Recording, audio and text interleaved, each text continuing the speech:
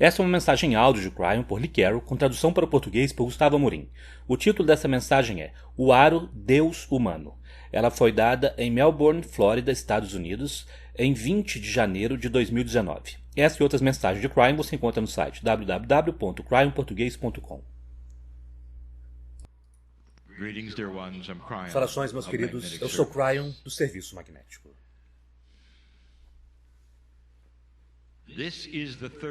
Esta é a terceira canalização de 5. Na série, ao longo de 2 dias, que é o estudo, um estudo profundo, de verdades centrais, e que é apresentado sobre aquilo que vocês estão chamando a roda de ensinamentos lemuriana. Nós nos referimos a isso no passado, muito antes. Nós nos referimos à Lemúria como a roda de ensinamentos. É um sinônimo para a beleza de tudo que é e que pode ser mostrado para um ser humano. A respeito do relacionamento e a beleza, mesmo da exposição da alma humana. O ensinamento iniciou com a nomenclatura, as energias,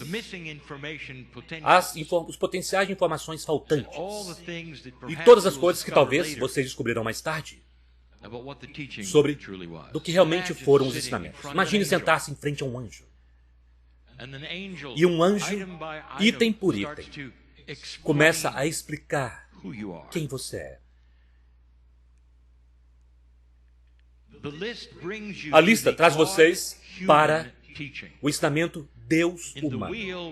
Na roda nós o chamamos de o aro Deus humano da roda.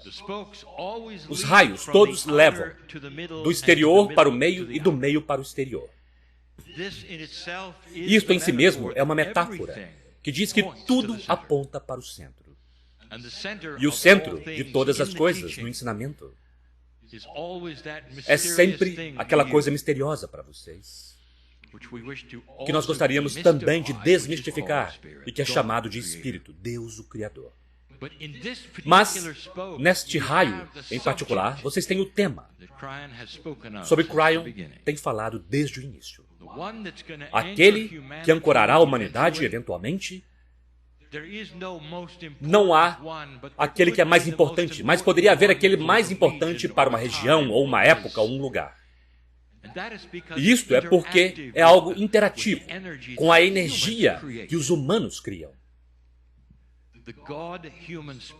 O raio Deus humano é a história do relacionamento entre o ser humano e o Criador do universo. A humanidade está começando a mudar sua consciência. Parte da mudança da consciência é a maturidade. Crescer para conceitos que vocês não praticavam antes. Meus queridos, a maioria dos conceitos da roda de ensinamentos tem estado por aí por muito tempo, mas tantos têm sido sequestrados com os xamãs ou os homens e mulheres sagrados e santos. Não coisas que são praticadas pelo público em geral, mas que são vistas como ideias tão puras que vocês então parariam e se reportariam a um prédio para que pudessem ser renovados por aqueles que estão no comando. De repente, nós estamos dizendo que esses ensinamentos centrais pertencem a cada ser humano. E eles existem em cada humano. E uma consciência mais elevada, uma consciência em evolução, significa que mais seres humanos estão começando a lembrar-se das verdades centrais. Lembrar-se requer que você tenha sido exposto a estas coisas pelo menos uma vez. E é aí que a história, é isso que se tornou a história da Lemúria, bem como os ensinamentos em cada nodo do planeta. Pois os pleiadianos ensinaram verdades centrais, cuidadosamente, para que vocês tivessem livre-arbítrio para aceitar ou ignorar. A consciência da humanidade em si mesma, geralmente, está começando a mudar. Uma consciência mais antiga é muito autoritária, militar, se quiserem chamar assim, estendendo-se diretamente para a família. Não foi tanto tempo assim que até mesmo as famílias eram ensinadas a praticar as mesmas coisas que vocês veem em governos antigos e no militarismo. E é mais ou menos assim. Não deixem as tropas, ou as crianças, ou os cidadãos pensarem por si mesmos. Porque, se eles fizerem isso, haverá rebelião. E, portanto, a melhor coisa a fazer é manter um cabresto em seu pensamento. No militarismo, tem funcionado bem porque vocês lutam batalhas. E vocês não precisam de pensadores livres, vocês precisam daqueles que obedecerão. É aí que vocês lutam batalhas. Mas muito da consciência do planeta tem sido considerada como uma batalha. Vocês combatem uns aos outros, país contra país, pensamento contra pensamento, grupo contra grupo, corporação contra corporação. Vocês estão sempre em batalhas. Isso está mudando. Toda a ideia de pensamentos competidores está mudando. Vocês estão começando a ter um conceito de uma fusão, uma confluência de energias, onde vocês começam a considerar não a competição e não a separação, mas a ideia de que a reunião pode, na verdade, criar algo muito, muito melhor. E vocês estariam certos. Como isto mudará as coisas? Mudar quem você é. Isso mudará tudo, meus queridos. Se vocês pararem a ideia de verdadeira competição e o vencedor leva tudo, isso muda seus governos, não é? E que tal as corporações? Isso muda eles também. Competição por produtos, muda isso também. Vocês começarão a perceber algo. E que essas novas energias estão começando a se reunir.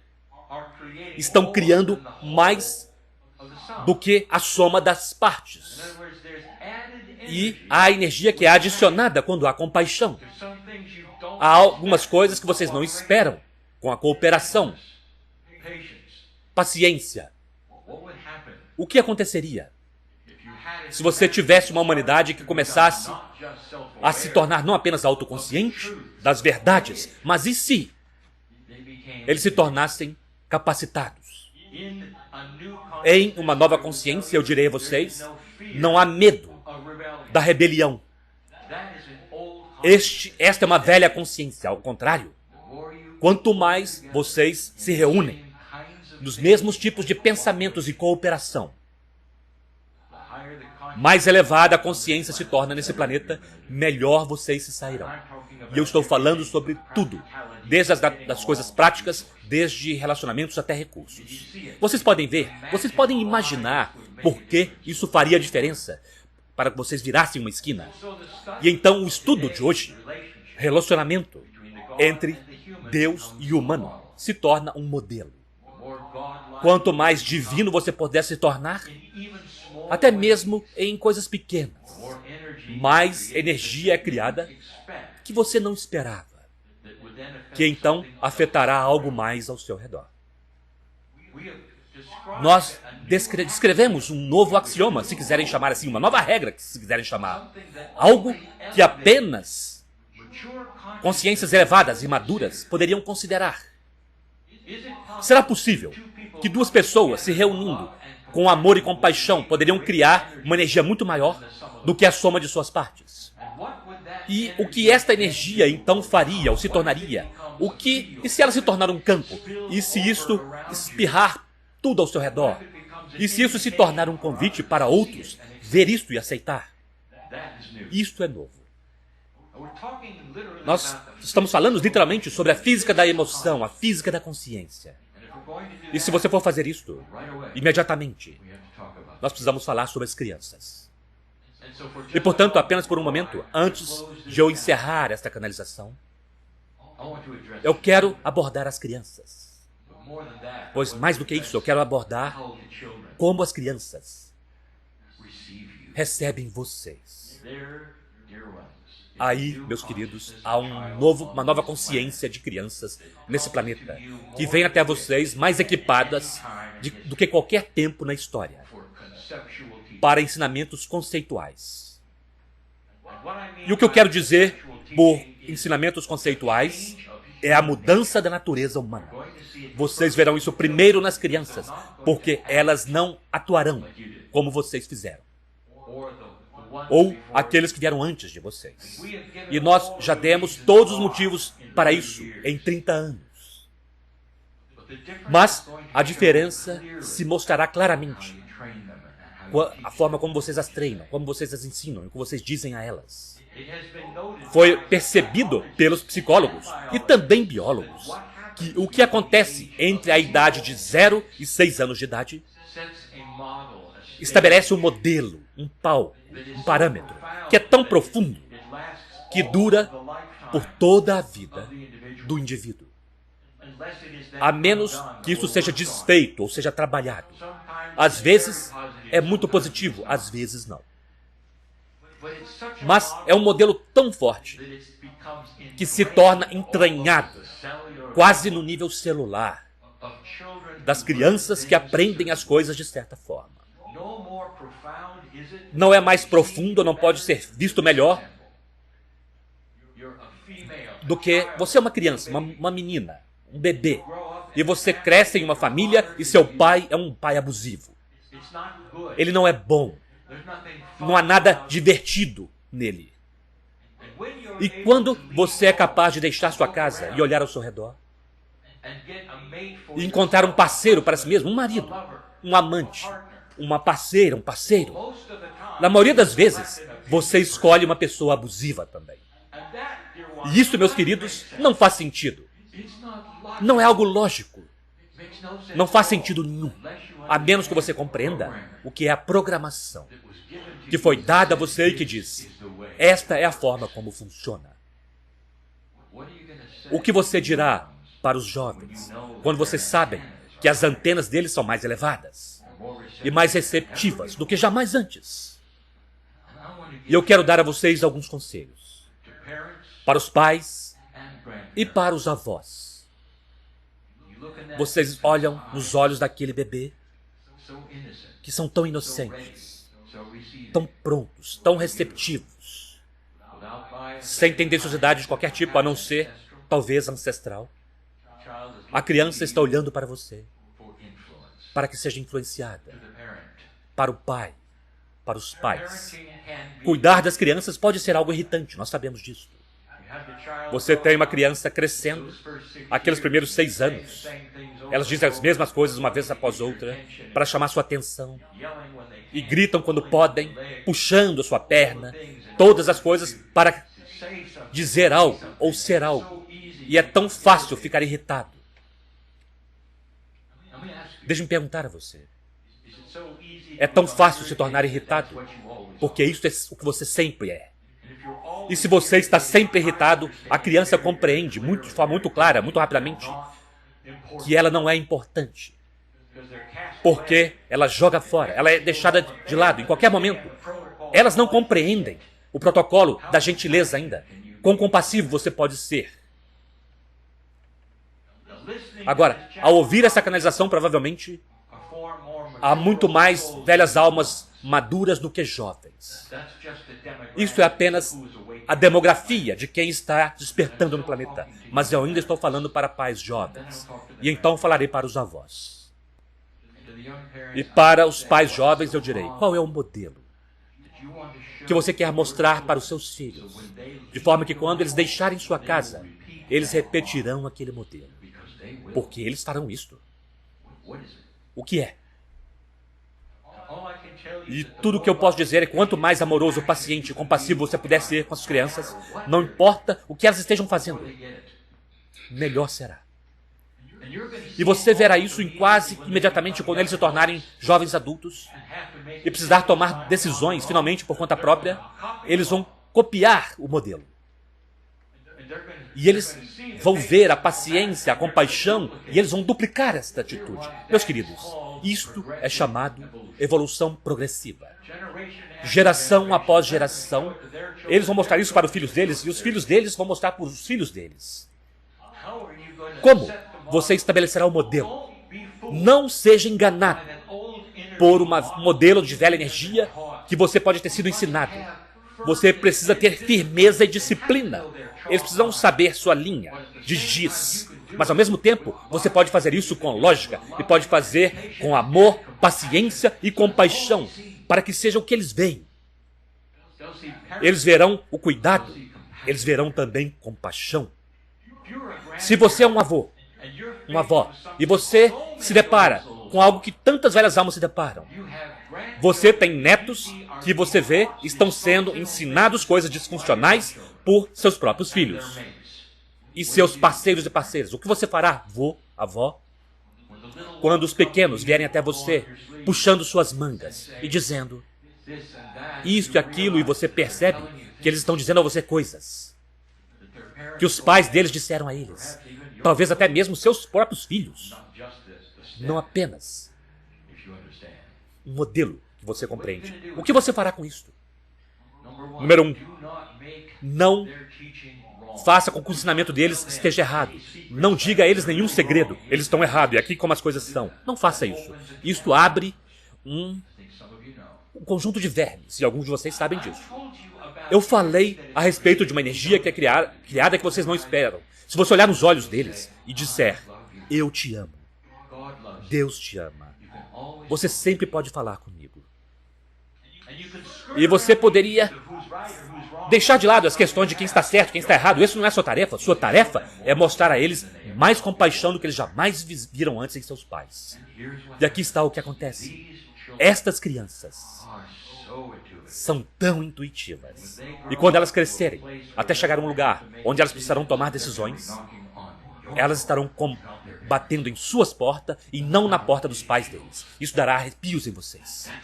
Pois esta é a influência que vocês têm. Não é a informação que você dará a eles, pais, avós. É aquilo que vocês mostram a eles por quem você é e o que está aí.